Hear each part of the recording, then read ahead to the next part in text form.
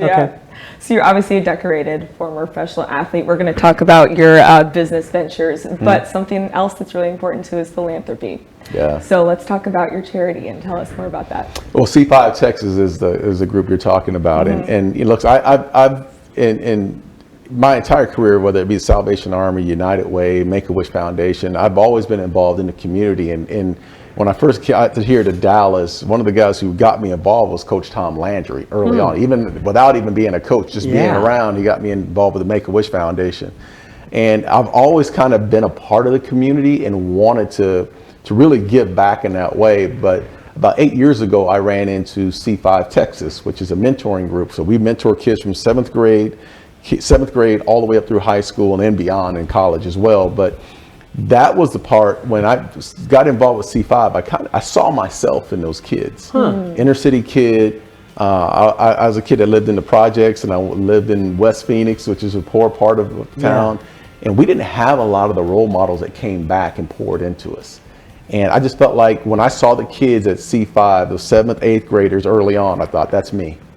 And how do I give back to those kids and allow them to have hope and allow them to have experiences that can show them that there's more to life than just where they are. There's a lot of different professions that are out there. School is a must. So our program at C5, you're going to college. Yeah. Hands down. And I think that's a part of me that has really been, I've been energized, re-energized by my involvement in C5 Texas. Man, that's awesome, Woody. I appreciate you for that. You've always been that kind of person, so I admire you, by the way. I appreciate that. And now, your business venture. Now, don't tell I'm not going to give it away. I'll let you give it away. You wanted to get into real estate, and your first thing, which I think is brilliant, you didn't try on your own. You went to some guy that knows about real estate. Yeah. Who was that, and how has he helped you? Roger Staubach is who you're talking Yeah, about. of course, yeah. I think he's done pretty well. He's done very well. He's done very well. So when I was playing football in the NFL all those years, Roger would come back, and he and I formed a really good relationship. And it wasn't just myself. Roger, he spent a lot of time with Emmett and a lot of other players on the team, but he was always that mentor that you could always go to.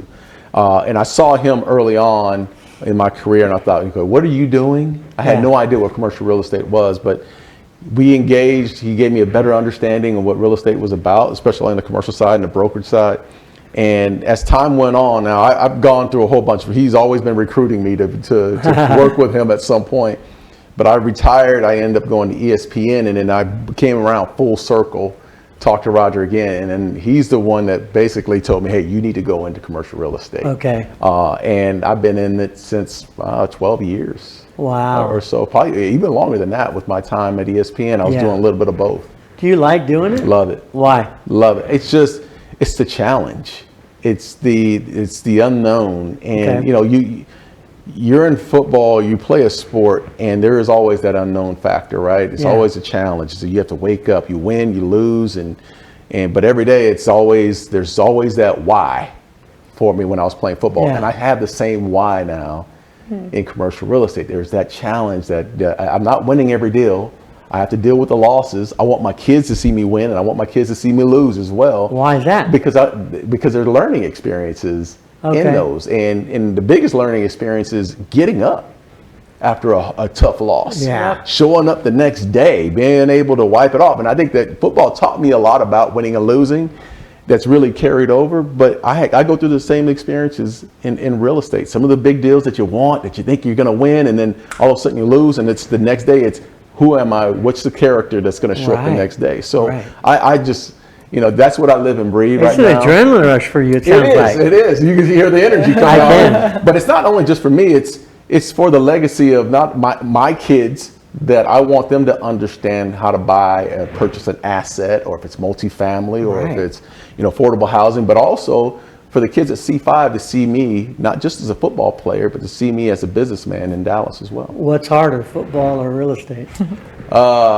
You look, depending on the moment, but I would say the learning curve for commercial real estate was much harder than football. Football kind of was, not to be braggadocious, but I've been playing football since I was 7 years old. Yeah. Right? Yeah. I couldn't hit a baseball. when they started throwing breaking balls, I couldn't hit a baseball. I was too short to play basketball. I was a guard that didn't grow it tall enough. But then football was easy for me. It just came natural. Yeah. Not I'm not going to say it was easy for me. It became natural for me. And it was instant love.